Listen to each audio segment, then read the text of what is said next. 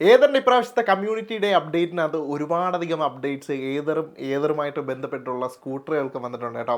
ഇന്നത്തെ ഈ ഒരു വീഡിയോ നമ്മൾ കൂടുതലും സംസാരിക്കാൻ വേണ്ടി പോകുന്ന ഈ ഒരു അപ്ഡേറ്റിനെ പറ്റിയിട്ടാണ്.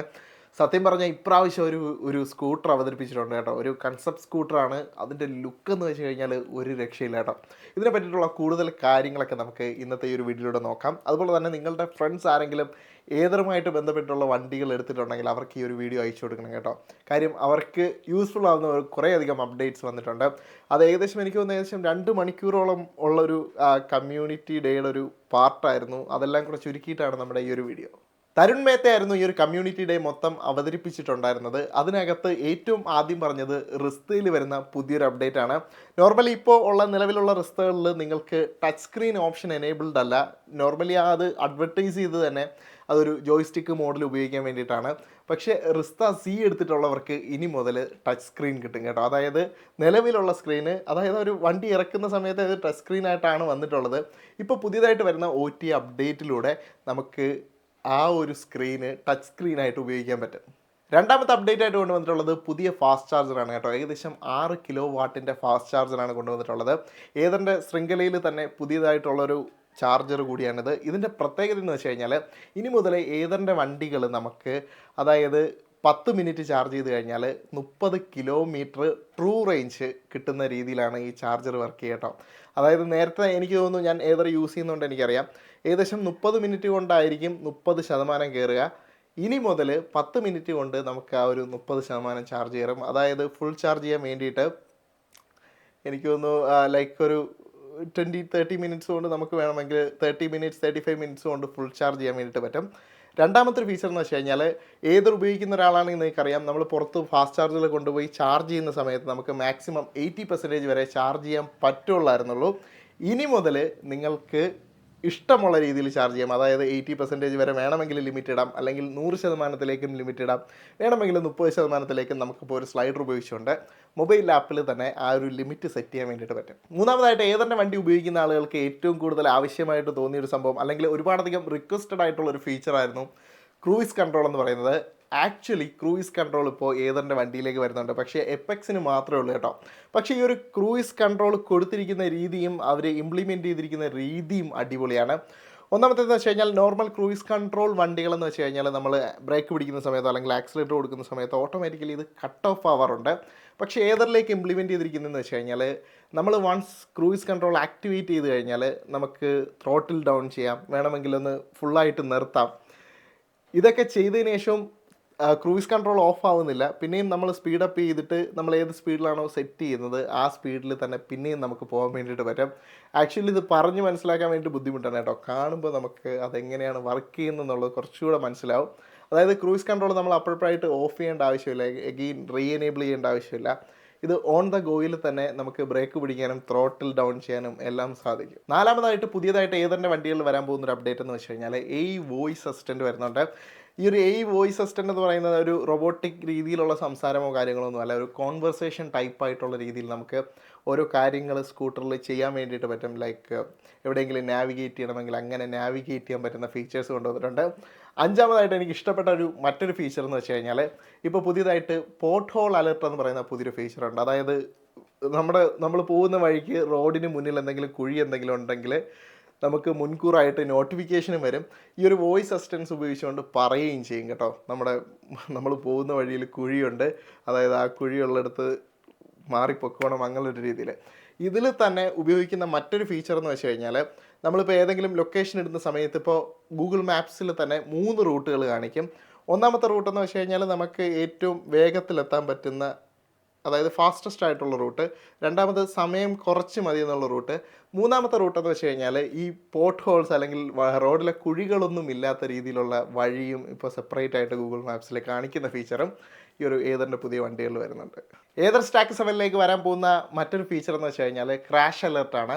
നോർമലി ഫോൾ ഡിറ്റക്ഷനൊക്കെ നമ്മുടെ ഏതറിൻ്റെ വണ്ടികളിലുള്ളതാണ്. ക്രാഷ് അലേർട്ട് എന്ന് വെച്ച് കഴിഞ്ഞാൽ ഇപ്പോൾ വണ്ടി മറിഞ്ഞു കഴിഞ്ഞാൽ വണ്ടിയുടെ സ്ക്രീനിൽ തന്നെ നമ്മൾ കൊടുത്തിട്ടുള്ള 3 എമർജൻസി കോൺടാക്ട്സ് ഇങ്ങനെ ബ്ലിങ്ക് ചെയ്ത് നിൽക്കുകയും ചെയ്യും. മാത്രമല്ല ഈ ഒരു 3 കോൺടാക്ട്സിനും അപ്പം തന്നെ നമ്മുടെ വണ്ടി എവിടെയാണ് ആക്സിഡൻ്റ് ആയത് അല്ലെങ്കിൽ നമ്മൾ എവിടെയാണ് ഉള്ളത് എന്നുള്ള ലൊക്കേഷൻ ഡീറ്റെയിൽസും കാര്യങ്ങളുമെല്ലാം ഇവരുടെ നമ്പറിലേക്കും പോകും കേട്ടോ. പിന്നെ വണ്ടി കിടന്ന് കിക്കി അടിക്കും, അങ്ങനത്തെ സംഭവങ്ങളൊക്കെ ചെയ്യും. അപ്പോൾ ഒരു ആക്സിഡൻറ്റ് പ്രിവെൻഷനും എന്തെങ്കിലും ക്രാഷ് ഉണ്ടാവുകയാണെങ്കിലും അതിൻ്റെ ഭാഗമായിട്ടുള്ളൊരു സേഫ്റ്റി ഫീച്ചറും കൂടെ ഈ ഒരു ഏതർ സ്റ്റാക്ക് 7 ഇൻട്രൊഡ്യൂസ് ചെയ്തിട്ടുണ്ട്. ഏതർ സ്റ്റാക്ക് 7 വരാൻ പോകുന്ന മറ്റൊരു ഫീച്ചർ എന്ന് വെച്ച് കഴിഞ്ഞാൽ പാർക്ക് സേഫ് എന്ന് പറയുന്ന ഒരു ഫീച്ചർ വരുന്നുണ്ട്. പാർക്ക് സേഫ് എന്ന് വെച്ച് കഴിഞ്ഞാൽ ഇപ്പോൾ നമ്മൾ എവിടെയെങ്കിലും നോ പാർക്കിംഗ് ആയിട്ടുള്ള സ്ഥലങ്ങളിൽ വണ്ടി പാർക്ക് ചെയ്യുകയാണെങ്കിൽ അവിടെ പാർക്ക് ചെയ്യാൻ പാടില്ല എന്നുള്ളൊരു നോട്ടിഫിക്കേഷൻ നമ്മുടെ ഫോൺ ആപ്പിൽ വരും. മാത്രമല്ല സ്ഥിരമായിട്ട് വണ്ടികൾ മോഷണം പോകുന്ന സ്ഥലമാണെങ്കിലും നിങ്ങൾക്ക് അവിടെ പാർക്കിംഗ് സേഫ് അല്ല എന്നുള്ളൊരു നോട്ടിഫിക്കേഷൻ വരും.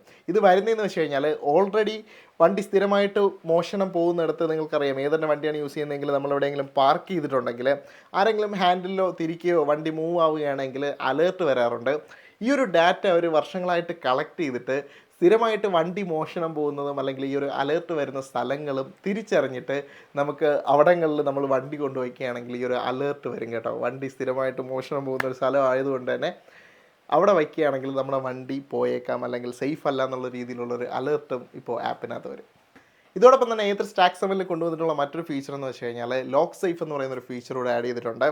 അതായത് നമുക്കിപ്പോൾ വണ്ടിയിൽ നമുക്ക് മൊബൈലായിട്ട് അതായത് റിമോട്ട് കൺട്രോൾ ഉപയോഗിക്കുന്ന പോലെ തന്നെ എവിടെ ഇരുന്നു കൊണ്ട് വേണമെങ്കിലും നമുക്ക് ഇമ്മൊബിലൈസ് ചെയ്യാൻ വേണ്ടിയിട്ട് ഇവിടെ പറ്റും.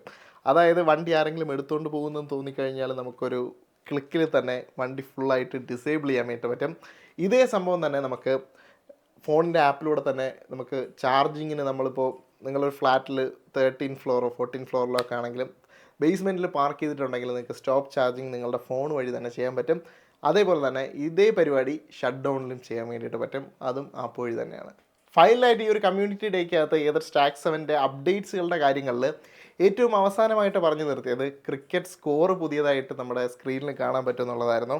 അതായത് നമുക്ക് ക്രിക്കറ്റ് സ്കോർസിൻ്റെയൊക്കെ ഒരു ലൈവ് അപ്ഡേറ്റ് താഴെ ഒരു സ്ക്രീനിൽ നിന്ന് സെലക്ട് ചെയ്ത് നമുക്ക് ലൈവായിട്ട് കാണാൻ വേണ്ടിയിട്ടും പറ്റും.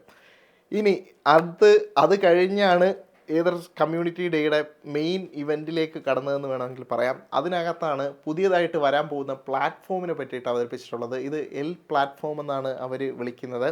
അതായത് ഈ പ്ലാറ്റ്ഫോമിനകത്ത് മൾട്ടിപ്പിൾ മോഡിലുള്ള, അതായത് ഒരു ക്രൂയിസറായിട്ടും ലൈക്ക് ഓലയൊക്കെ അവതരിപ്പിച്ച പോലുള്ള ഒരു സംഭവം, ഒരു പ്ലാറ്റ്ഫോമിൽ തന്നെ പലതരത്തിലുള്ള സ്കൂട്ടേഴ്സ് ഡെവലപ്പ് ചെയ്യാൻ പറ്റുന്നൊരു പ്ലാറ്റ്ഫോമിനെ അവതരിപ്പിച്ചിട്ടുണ്ടായിരുന്നു. ആ വണ്ടിയുടെ രൂപവും ആ വണ്ടി ലൈവായിട്ട് കാണിക്കുകയൊക്കെ ചെയ്തു കേട്ടോ.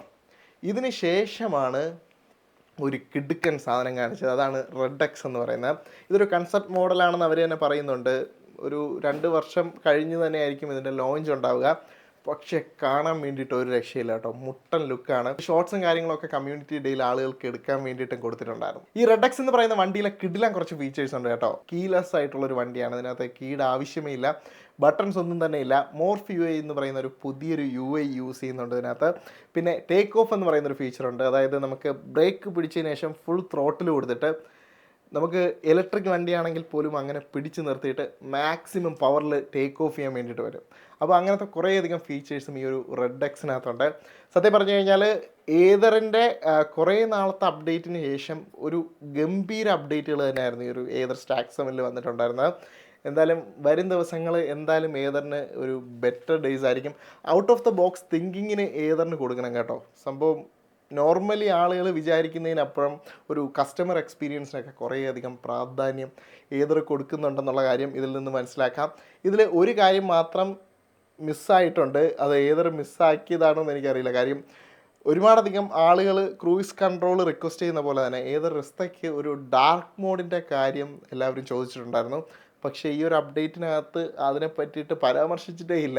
ചിലപ്പോൾ അപ്ഡേറ്റ് വരുന്ന സമയത്ത് അതിനകത്ത് ഉണ്ടാവാനും ചാൻസ് ഉണ്ട്. എന്തായാലും കാര്യങ്ങൾ കണ്ടറിയാം. എല്ലാവർക്കും ഈ ഒരു വീഡിയോ ഇഷ്ടപ്പെട്ടു എന്ന് വിചാരിക്കുന്നു. ഇഷ്ടപ്പെട്ടെങ്കിൽ തീർച്ചയായിട്ടും സബ്സ്ക്രൈബ് ചെയ്യുക, അതുപോലെ ലൈക്ക് ചെയ്യാനും മറക്കരുത്. അടുത്തൊരു വീഡിയോയിൽ കൂടുതൽ ഇൻട്രസ്റ്റിംഗ് ആയിട്ടുള്ള മറ്റൊരു വീഡിയോയുമായിട്ട് വരുന്നവരെ